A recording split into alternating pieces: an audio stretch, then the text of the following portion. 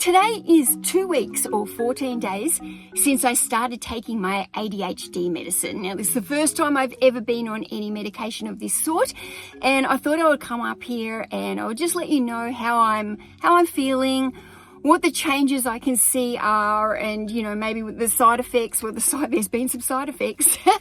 So I thought I'd just update you a little bit and give you a bit of a life update. I recently just got diagnosed with ADHD, and I just turned 48 last weekend on the 13th. So yay, happy birthday to me, getting older.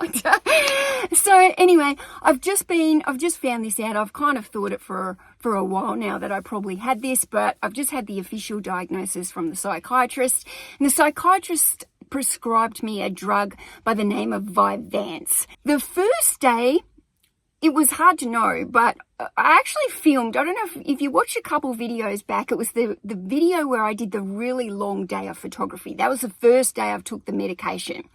And so some of the symptoms I didn't really pick up on straight away while I was doing that filming, but it got to I kind of was going pretty good all day, but once it got to about 4:30 p.m. in that afternoon, my hands were like this. I had the uncontrollable shakes. I had this anxious feeling inside me, and I was photographing the books, and I was getting to the end of that video that I was making, and I kind of had to stop filming and kind of shut off that video, which you didn't even realize I'd done. But it had got to the point where my hands were shaking so hard that it was really hard to hold I couldn't hold the camera, and I couldn't be photographing any more books because my hands were uncontrollably shaking. So my symptoms continued on that night from probably 4:30, right, maybe to like 7:30 at night. It wasn't pretty. So it started off just like with this handshake. Then my face felt like it was going to blow off. I was red. I felt like I was burning from sunburn or something. But Tom and I were meeting a friend at a Thai restaurant at 5:30 p.m. and all these symptoms kind of just hit me from about 4:30 onwards. I got in the car for Tom, and he was packing up the warehouse, and I was sitting in the car waiting. And I looked around, and Tom had like a McDonald's bag in his back of his back seat. And I had to grab the bag and like blow in the bag, like just to be able to calm my breathing, because I could feel this anxiety, and I thought, oh, I'm going to have a panic attack. What's happening to me? My head's about to blow off. But these shakes, they were bad. And we got to the restaurant, my leg, you can't see it here, but when one leg taps and my knee's just going and going, and one hand gripping Tom, the other hand's going crazy, this hand's still shaking, and I'm thinking, I can't eat any spicy food at this Thai restaurant tonight because I can't have any soy sauce or MSG, or I started to panic, like, what am I going to order at this restaurant? So anyway, I ordered the kids hot chips. And for some reason, the Thai restaurant had some deep fried calamari rings. So I got 6 calamari rings and a plate of hot chips. I got through the dinner. Tom was keeping watch on me the whole time. And, we went back to Tom's house that night, and I just got into the bed, I remember, and I said to him, my face feels like it's burning. Like, is it red? And he was like, it is really red. And I said, I feel really hot. So that was I didn't think I was going to be able to sleep that night. I had to put the sleep music on, like the YouTube, like the relaxing noises to help you sleep when you're anxious. So I did that. I did that for a few nights actually, just to help me unwind. So I kind of, the next day, I was thinking about it. I thought that first day I did it, I had a morning cup of coffee, a lunchtime can of Coke, and then an afternoon coffee. Now, when I have my coffee, I don't have full strength. I only have like a half strength long black coffee. So it's only a weak coffee, but I'd had those 2 coffees in the can of Coke, and the way that I was shaking, I was like, I'm not having any coffee tomorrow. So from the next day onwards and stuff, I went down the shops. I bought like a container full of decaf coffee for my house. And whenever I've been ordering coffee out at the takeaway shop now, I'm actually ordering decaf. Stopped drinking the soft drink. I did find that the local supermarket had like a box, like a case of 10-pack or something of decaf Coke Zero. So I bought some of that to have at the house, just so that I do like to have like a fizzy drink once a day. So I've been having like 1 can a day of the decaf Coke Zero, and I've gone to decaf coffee. So hopefully soon, like that habit, like I'll just be able to wean off that hopefully soon, and I won't even need any of that. But I think it's cold, it's winter. I love having a hot drink, and I don't really drink milk, so I don't really want to drink hot chocolates and fill myself up with sugar and stuff anyway. So I don't mind the occasional hot chocolate, but not like something that I want to be drinking every single morning. I prefer a hot chocolate in the evening, like as something sweet after dinner. But yes, so that was day 1. Not fun. And I guess for the rest of that week, I really did have an anxious kind of feeling all week inside my tummy. It wasn't really in my heart. It wasn't like a heart palpitation feeling, but it was like an anxiety feeling. The other thing that I had, and I still have, is an extremely dry mouth. Oh my goodness, I'm constantly sucking on like some honey and eucalyptus lollies, chewing gum, drinking. I'm drinking more water than I've drunk in ages. And the lip balm, it's just like a constant thing that I'm having to put on my lips is the lip balm. It's just it's a very uncomfortable feeling having such a dry mouth, and nothing like you can soothe it while you're sucking on the lolly or whatever, or when you get your drink of water, but it just comes back, and that lasts like, it's just like permanently there. I'm still hot. I'm still warm inside my body temperature. It's actually much more pleasant working in the warehouse while I feel a lot warmer. So that is a good thing. Tom has been so good. We've sat down, we've had a conversation about it, and I really want his input in this since he's with me the most.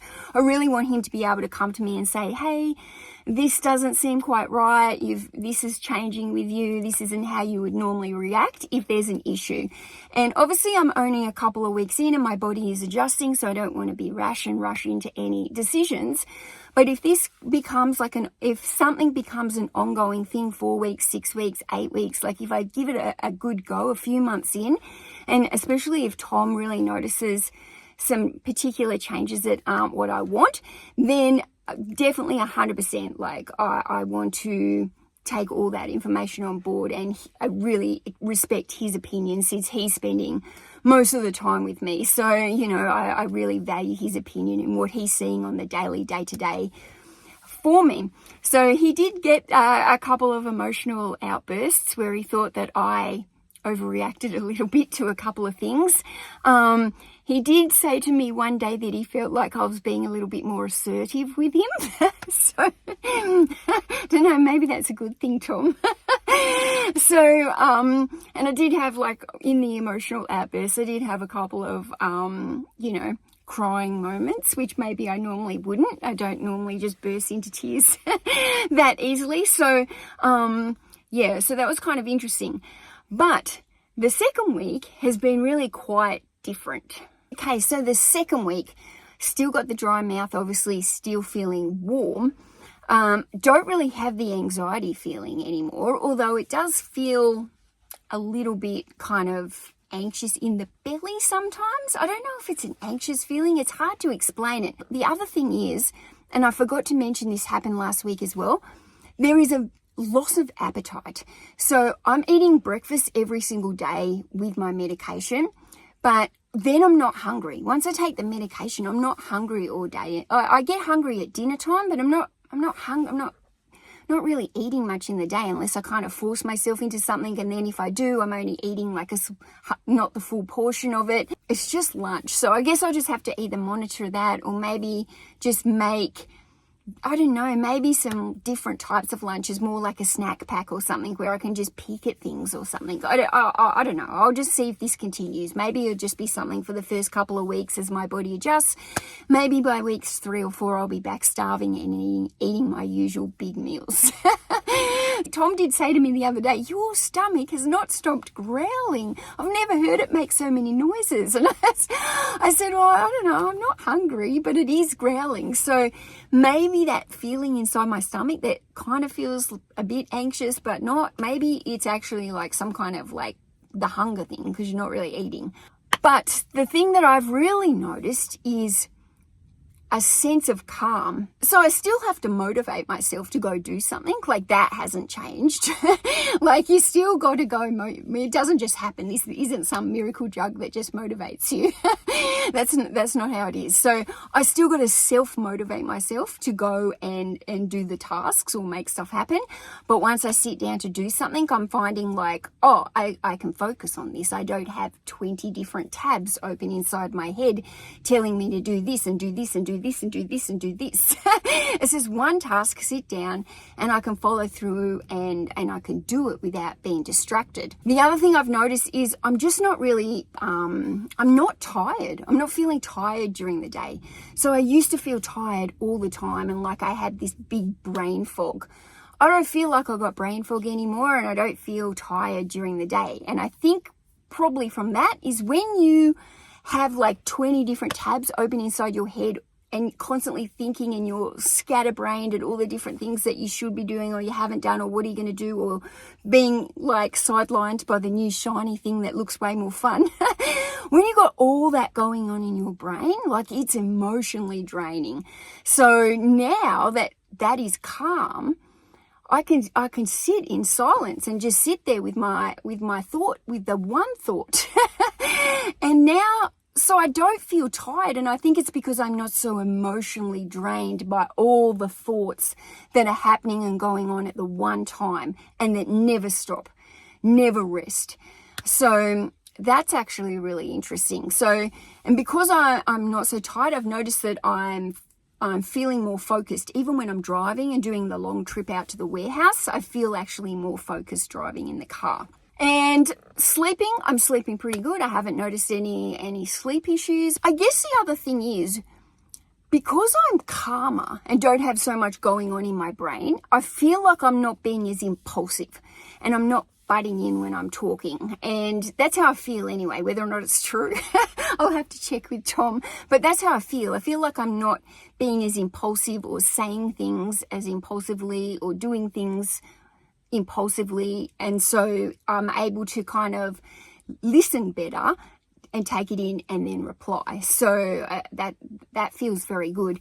But I think because I feel so much calmer, it's almost like I feel a little bit more of a, I don't know if I feel low mood. I don't think I'm low mood, but I'm used to being up, like scattered and jumping around, like there's like I'm an Energizer bunny or something.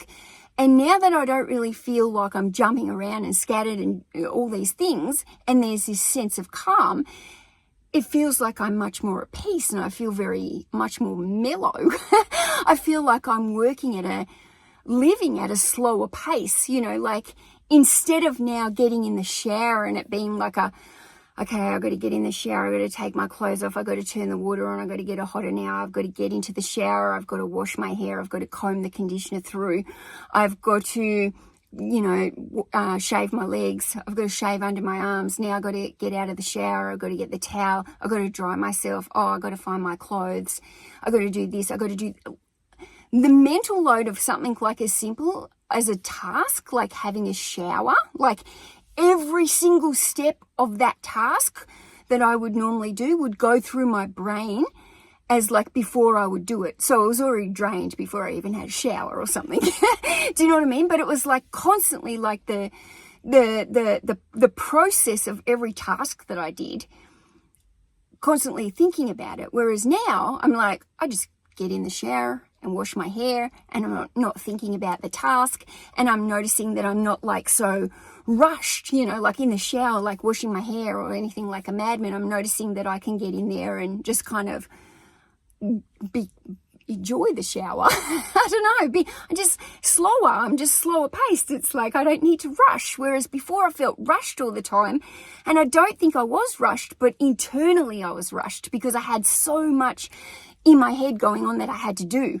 So I felt rushed all the time, whereas now there's more of this sense of calm and this slower pace, and so I don't feel like that, if that makes sense.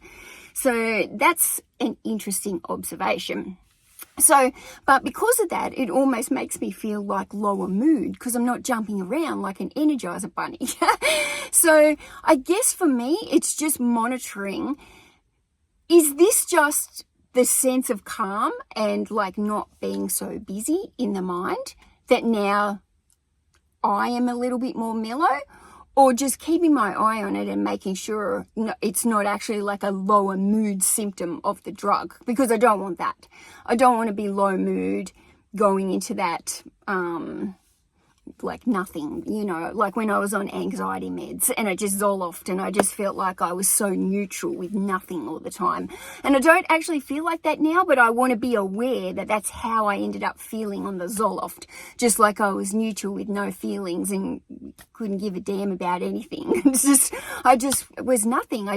Couldn't cry, couldn't really laugh, didn't have much emotions at all going on. So I'm very aware that I don't want those emotions. If these drugs did that to me, boom, I'm off them. I don't want that. So I've noticed that I feel a little bit lower, but I don't think it's actually low mood. Do you know what I mean? I think it's actually like, oh, this is what it feels like to be at peace and to be calm and to be relaxed. And guess what?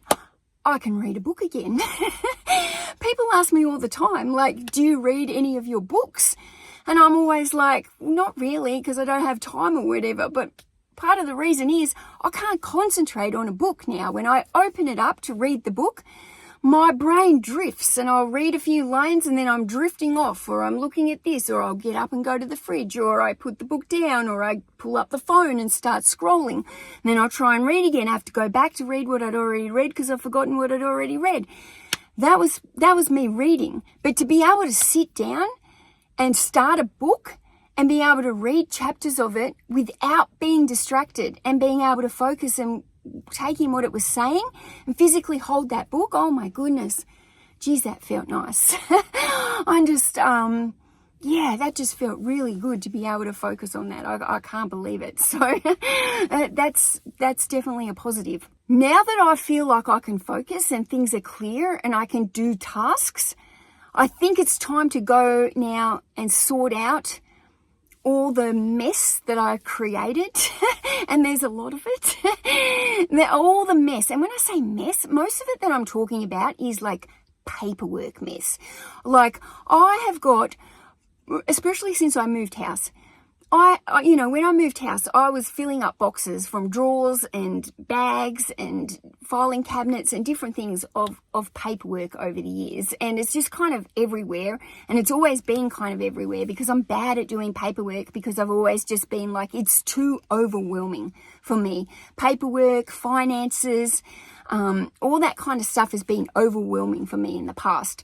So now it feels like, okay, I'm feeling pretty clear-minded at the moment, and I should be tackling these tasks while I feel like I've got this clear sense to me that I can do it.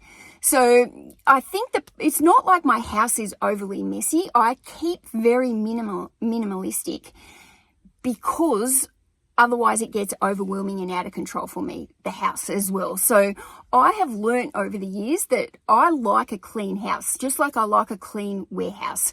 I work better in a clean warehouse. I live happier when I'm in a clean house. I'm not the cleanest, but I'm not the messiest. But I definitely try and keep things minimalistic. And going into my new house, I have been minimalistic about what I'm buying because I don't want to just fill cupboards up with stuff. Like I don't want that. It is overwhelming for me. But the paperwork side of things, I am out of control on. I've got stuff everywhere. And I think part of the reason is I don't really have like a little office set up. Like I've got a table with my computer on it, but I don't have like anything to file anything in. I don't have like a little workspace or anything like that. So I'm thinking I might like to create something like that in the lounge room where I've got some space. But I also think that I just need to spend, and I don't know, maybe it's a day, maybe it's a week, that I need to start tackling my paperwork. And it's not just the paperwork, but it's like the to-do lists, all the things that I have been putting off, procrastinating on, half started, like things that I've done a little bit of and then never finished. Not just my paperwork, but my digital stuff as well. Like if you looked at my inbox and you saw how many unread emails are in my inbox, for those people who are organized, you would die.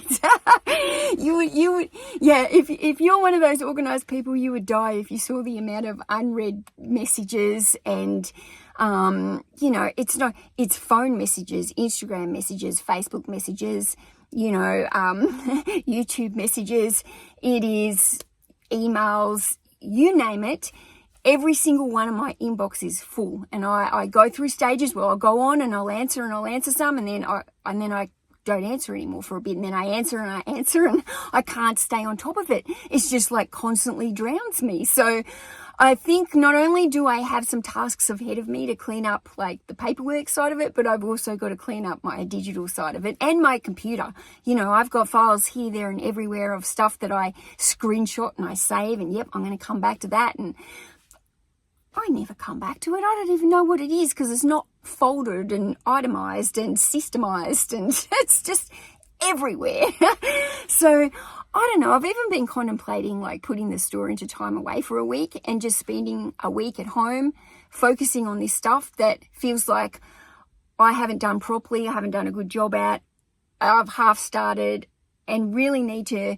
Once I get on control of that kind of stuff, I feel like I'll be in so much more control of my life, and it will also free up.